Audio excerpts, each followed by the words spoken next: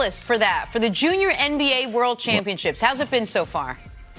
Well, first of all, I'm still stuck in basketball mode. Typically, I get to the gym early to work on my game, to get started, get my day started, my evening started before some of the younger guys, and this is none the same. I get here a little early. First one here. I love it. Well, there was a really cool moment. But no, this has been great.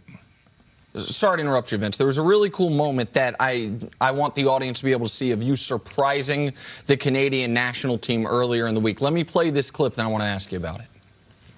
Excuse me, guys. Excuse me, real quick, if you don't mind. Whoa. If you don't mind. How you doing? We're good. Everybody good?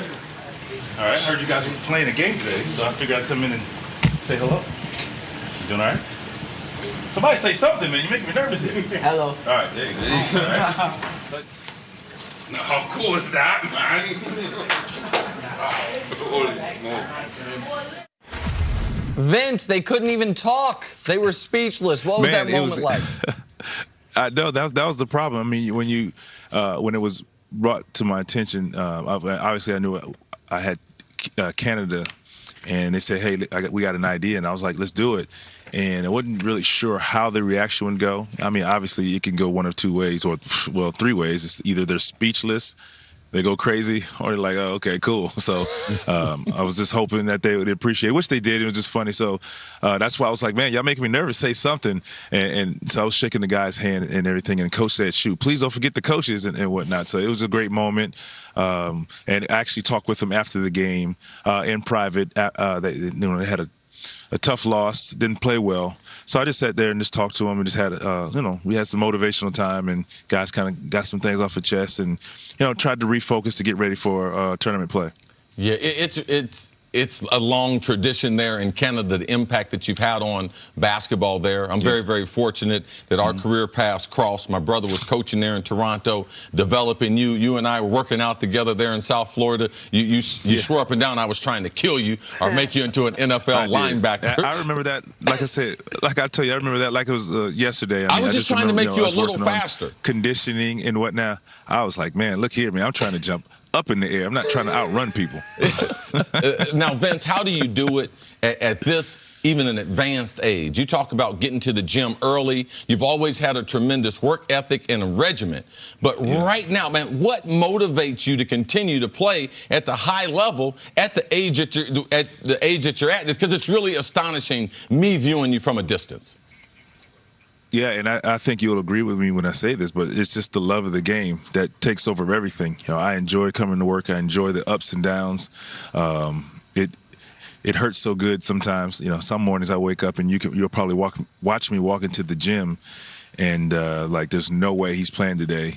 But it's just the love for the game. You're willing to do whatever until your body says that's enough. And I put a lot of work in the summer, and I know what it takes to be prepared.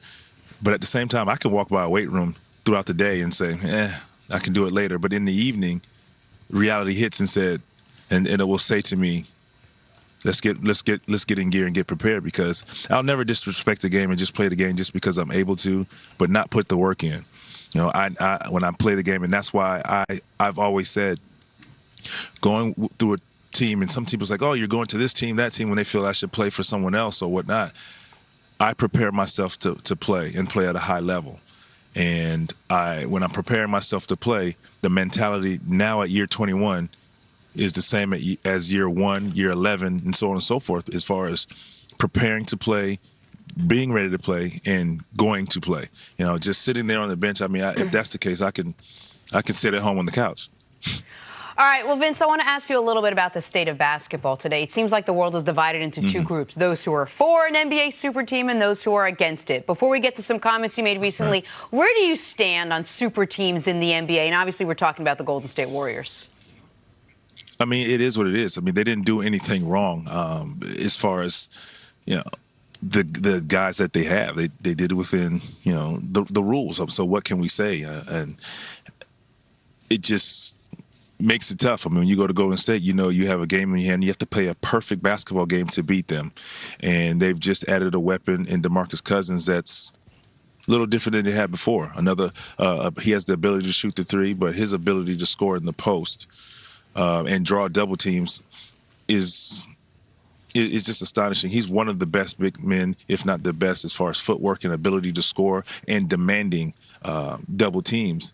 And now you have a decision to make. Do you play him one-on-one, or do you double team him and allow all of the great shooters they have to shoot the ball? So they've just upgraded, which is scary. Vince, is it fair to the other 27 teams that, using your own words, that you would have to play a perfect game? Because that has never happened in your career before. Right. I mean, fair. I mean, it's not fair, as far as like, hey, we can't compete with this, but it's just how it goes. I mean, throughout the years, we looked at the shift. Back in the day, you can say the East was dominant.